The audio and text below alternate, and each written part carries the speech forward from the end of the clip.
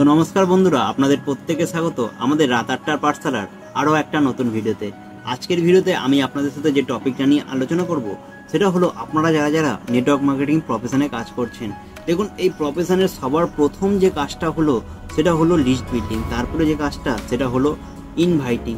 আপনি কাকে কি বলে ইনভাইট করছেন তার ওপরে কিন্তু 90% ডিপেন্ড করছে সেখান থেকে কি আদৌ আপনার সেলটা কনফার্ম হবে, আপনার কি ডিডিটা কনফার্ম হবে, তার ওপরে কিন্তু নির্ভর করছে।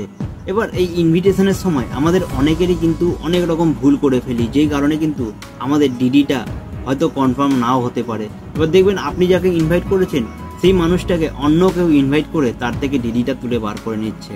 তার কারণ কি? আপনি কোথাও না কোথাও কিছু না কিছু ভুল করছেন, যেই কারণে সে আপনার ইনভিটেশনটা অ্যাকসেপ্ট করেনি এবং সে কিন্তু আপনাকে ডিডিটা দেয়নি। অন্য কেউ তাকে সেই জায়গাটায় ভালো করে বোঝাতে পেরেছে, সেই কারণে কিন্তু তার ইনভিটেশনটা ভালো করে কনফার্ম হয়েছে এবং তার কিন্তু প্ল্যানটা সে শুনেছে এবং সে তাকে ডিডিটা দিয়ে দিয়েছে। তো আপনারা যারা যারা ইনভাইট করছেন তাদেরকে একটা কথাই বলবো, ইনভাইট করার সময় আপনি কিন্তু এই ভুলগুলো কখনোই করবেন না। তো কি সেই ভুল? সেই ভুলগুলোই আজকের ভিডিওতে আপনাদের সাথে আলোচনা করব। তো চলুন ভিডিওটা আরম্ভ করা যাক। তো ইনভাইট করার সবার প্রথমে আমরা যে ভুলটা করে থাকি সেটা হলো একটা ক্যাজুয়াল অ্যাপ্রোচ রাখা। মনে করুন আপনি আপনার কোনো বন্ধুকে ইনভাইট করতে গেছেন, তাকে আপনি তার সামনে যেরকমভাবে মিশতেন, যেরকমভাবে হাফ প্যান্ট পরে তার সাথে কথাবার্তা বলতেন, আপনি সেরকমভাবে হাফ প্যান্ট একটা গেঞ্জি পরে তার সাথে ইনভাইট করতে চলে গেছেন, তাকে ইনভাইট করতে চলে গেছেন। সে আপনার মধ্যে কোনো রকম চেঞ্জেসই দেখতে পাচ্ছে না, তাহলে সে কি করে বুঝবে যে আপনি একটা ভালো কোম্পানিতে কাজ করছেন? সেই জায়গাটা থেকে কিন্তু আপনাকে একটা ক্যাজুয়াল অ্যাপ্রোচ রাখলে কিন্তু কখনোই চলবে না। সেই ক্যাজুয়াল অ্যাপ্রোচটাকে আপনাকে কিন্তু ভাঙতে হবে। আপনাকে প্রপার ড্রেস কোড মেনটেন করে তার কাছে ইনভিটেশনটা করতে যেতে হবে, যাতে সে আপনার মধ্যে চেঞ্জেস দেখতে পায় এবং সে বুঝতে পারে যে আপনি অবশ্যই একটা কোনো ভালো কোম্পানিতে কাজ করছেন। কারণ আপনি যাকে ইনভাইট করতে যাচ্ছেন সে কিন্তু আপনার কোম্পানি দেখেনি, সে কিন্তু আপনার প্ল্যানটা শুনেনি।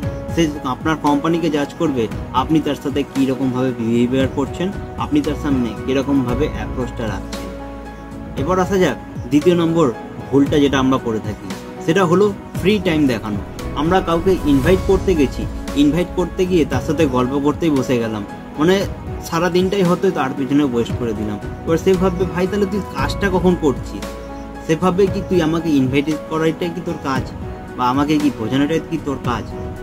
তাকে কিন্তু সেসব প্রথম দিকে আপনি যতক্ষণ না তাকে প্ল্যান দেখাতে পারছেন ততক্ষণ কিন্তু তাকে সেই জিনিসটা বোঝালে চলবে না। কারণ নেটওয়ার্ক মার্কেটিং বিজনেসে আমাদের মেন যে টার্গেটটা সেটা কিন্তু তাকে এনে প্ল্যানটা দেখানো। প্ল্যানটা দেখার পর যদি তার ভালো লাগে সে করবে, আর যদি তার ভালো লাগে না তাহলে সে করবে না। তো আপনাকে কিন্তু তাকে ফ্রি টাইম দেখালে হবে না, আপনাকে কিন্তু বিজি দেখাতে হবে যে আমরা এরকম একটা প্রজেক্টে কাজ করছি, তুই যদি চাস তাহলে তুই করতে পারিস, আর তো যদি ভালো না লাগে তাহলে তুই করতে পারিস না। তবে আমার কাছে বেশি সময় নেই, আর এখানে সিট কিন্তু খুব লিমিটেড, তুই যদি চাস তোর নিজের ডকুমেন্টসগুলো এখানে সাবমিট করে দে, আমি দেখবো তো ওখানে চান্স করাতে পারি নাকি।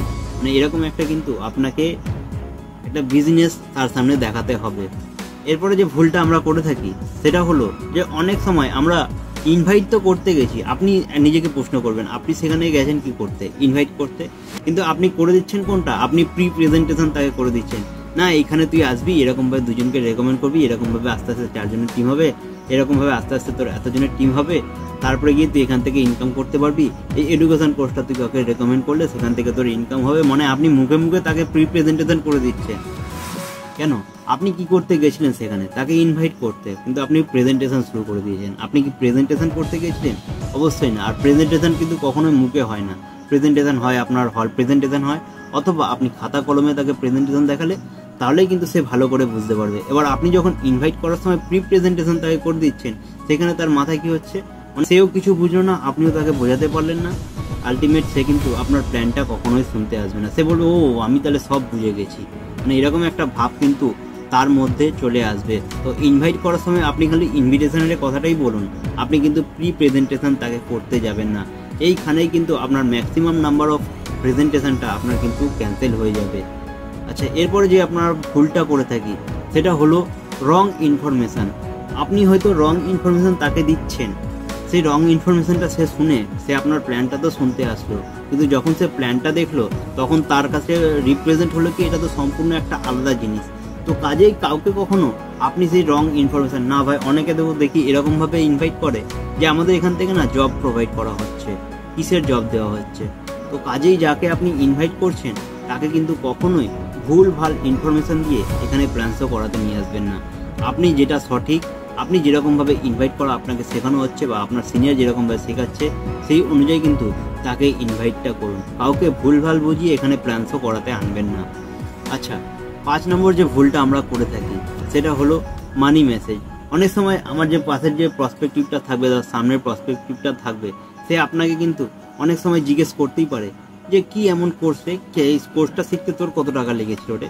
তো আপনি কিন্তু কখনোই তাকে এই প্রশ্নটা করতে দেবেন না, বা সে যদি কখনো আপনাকে প্রশ্নটা করে তো আপনি তাকে ঘুরিয়ে একটা প্রশ্ন করবেন যে তুই নিজের কেরিয়ার সেটেল করার জন্য তুই নিজে কত টাকা খরচা করতে রাজি আছিস। আচ্ছা, এত বছর যে তুই পড়াশোনা করেছিস তার জন্য তোর কত টাকা খরচা হয়েছে, আর তুই যে এত বছর ধরে পড়াশোনাটা করেছিস সেই পড়াশোনাটা করার পর তোর কি আদৌ সেখান থেকে কেরিয়ার তৈরি হবে, তুই কি গ্যারান্টি দিতে পারছিস এত টাকা খরচা করেছিস। আর তুই আমাদের এখানে কি এমন আছে, সব প্রশ্ন তো তুই এখনই করে নিচ্ছিস, তাহলে প্রেজেন্টেশনে তুই শুনবি কি। দেখ, আমার অত সময় নেই, যদি তুই চাস তোর লাইফে কিছু একটা ভালো করতে তাহলে কিন্তু তুই অবশ্যই আমাদের প্ল্যান শোটা শোন, দেখে যদি তোর ভালো লাগে তুই করবি, নাহলে করবি না।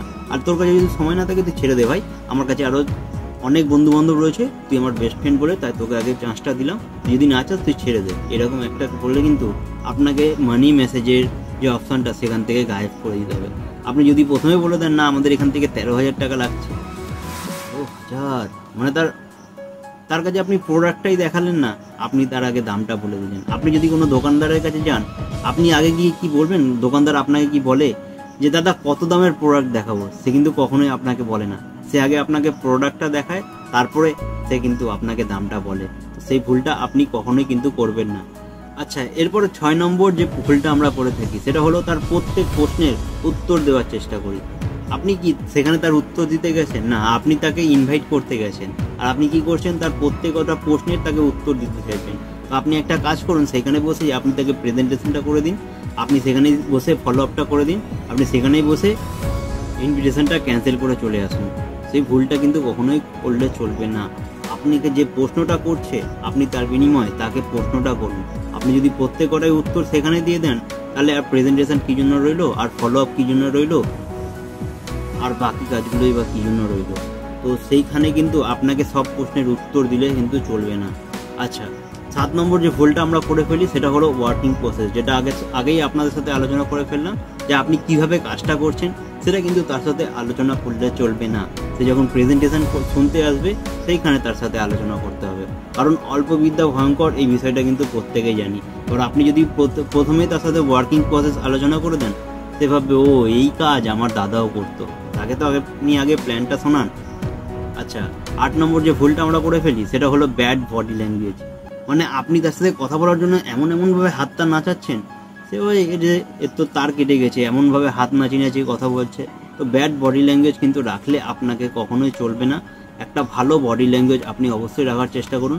আর যদি আপনি এত কিছু না করতে পারেন তো আপনার কাছে সব থেকে বেস্ট অপশন হলো আপনি বাই ফোনে ইনভাইট করার চেষ্টা করুন।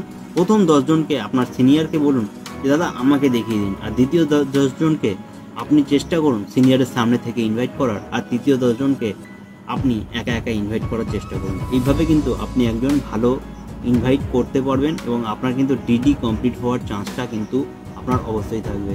তো আজকের ভিডিওতে এতটাই।